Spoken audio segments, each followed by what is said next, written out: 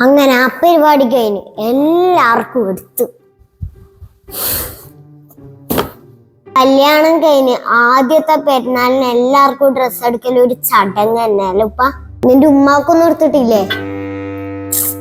അല്ലെങ്കിൽ ഉമ്മാക്ക് എന്തിനാ ഡ്രസ്സ്? ഉമ്മ പെരുന്നാൾക്ക് ചമയലൊന്നും ഇല്ലല്ലോ. അല്ലെങ്കിൽ അടുക്കളയിലേക്കുന്ന ഉമ്മാക്ക് എന്തിനാ ഡ്രസ്സ്? ഞാൻ ഇതുവരെയായിട്ട് ഒരു പെരുന്നാളിന് ഉമ്മ ചമനിട്ടിക്ക് കണ്ടിട്ടില്ലേ.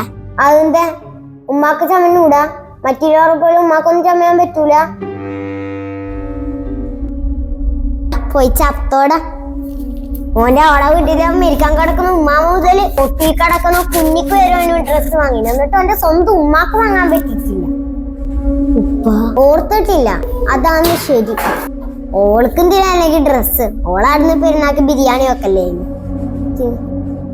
ഒന്ന് രണ്ടാളൊന്നും നിർത്തിയപ്പ ഓനെന്നെ വിളിച്ച് ചോദിച്ചു ഉമ്മാക്ക് ഡ്രസ്സ് എങ്ങാനും വേണമെന്ന്. ഞാനാ പറഞ്ഞ വേണ്ടാന്ന്. ഓ കടയിൽ എത്തിയിട്ടും എന്നെ വിളിച്ചിന്. പെരുന്നാൾ അടുക്കളക്ക് എനക്കെന്തിനാ ഡ്രസ്സല്ലോ.